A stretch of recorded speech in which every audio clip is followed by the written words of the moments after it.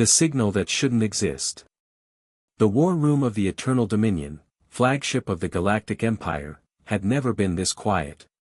Admiral Vos Terran stood at the center of the holographic display, his silver uniform pressed to perfection, his jaw clenched tight enough to crack stone.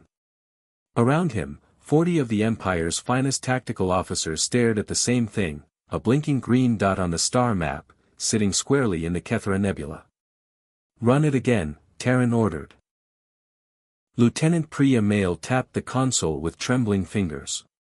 The scan repeated. The dot remained. "Sir," she said carefully, "it's a vessel. Massive. Destroyer class or larger. But our registry shows nothing. No hull signature. No identification beacon. No Empire designation. It simply does not exist in our records." Terran leaned forward. "And the Dravith fleet?" Priya hesitated. "That's the other problem, sir." She expanded the display. "We're the Dravith Armada. 300 warships, the largest enemy force assembled in 2 centuries, had been stationed just 6 hours ago. There was now nothing. Not wreckage. Not debris clouds. Not even residual plasma trails. Simply empty, cold space. Silence swallowed the room. The ghost ship responds. Terran ordered a communication channel opened. The Empire didn't negotiate with unknowns, but this was not a moment for protocol. Static. Then a voice. It was calm, unhurried, and faintly amused, like someone who had just finished a long afternoon walk. "Admiral Terran. You'll want to breathe. I can see your biosigns from here, and your heart rate is quite alarming." Terran straightened. "Identify yourself and your vessel." "You are operating within Empire space without authorization." A pause. Then, "My name is Elian Vare. My ship is the Wanderer's Patience. As for authorization, I didn't think I needed permission to save your empire." The room erupted. Officers shouted over one another. Terran raised one hand, and silence returned like a blade dropping. "You destroyed the Dravith fleet," Terran said. "It wasn't a question." "Neutralized," Vare corrected. "There's a difference. They're drifting, alive, in stasis pods, approximately 4 light-years spinward. You're welcome to collect them." The Impossible Man. They brought him aboard. Elian Vare was not what anyone expected. He was old, extraordinarily old, with deep-lined skin the color of amber wood and eyes that caught light strangely, as though they had seen too many suns rise over too many worlds.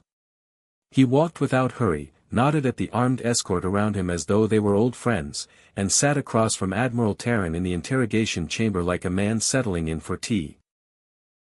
"Every ship in the known galaxy is registered," Terran said. "Every crew. Every captain. The Empire's records go back 400 years. You are not in them." Vare smiled. "No. I'm not. That's impossible." "Admiral," Vare said, folding his weathered hands on the table, "I have been sailing the void for longer than this empire has existed. I don't appear in your records because I was already gone before your first emperor signed his first decree." The silence that followed was different from before. Heavier. "What are you?" Terran asked quietly. Vare tilted his head. "Tired, mostly. But occasionally useful. The price of salvation." Terran spent 3 hours reviewing everything his intelligence teams could pull together. The Wanderer's Patience used no known propulsion signature. Its hull absorbed scanning beams rather than reflecting them. Its weapons, whatever they were, had folded 300 Dravith warships into suspended stasis without a single explosion, without a single death. He returned to the chamber. "You saved us," Terran said. "Why?" Vare looked at him for a long moment. "Because I've watched empires burn before, Admiral. Yours isn't perfect. But the people beneath it, the farmers on Calori Prime, the children on the Miran stations, the miners in the Dust Belt, they don't deserve what the Dravith would have done. And what do you want in return? Nothing you'd expect. Vare stood, smoothing his coat. I want your empire to remember this moment. Not as a victory. As a warning. He met Terran's eyes. You were saved today by something you couldn't explain, couldn't control, and couldn't stop. The universe is far older and stranger than your records suggest. He paused. Be humble. It tends to help. The departure. By morning, the Wanderer's patience was gone. No launch detected. No trajectory calculated. One moment it sat in Kethra Nebula, vast and silent, and then it simply wasn't there. Admiral Vos Terran stood alone at the observation window, staring into the dark between stars. Behind him, his officers waited for orders, for explanations, for the world to make sense again. He had none to give. He only knew one thing with certainty. He would spend the rest of his career searching for Elian Vare, not to capture him, not to contain him, but to ask him what else the universe had forgotten to tell them.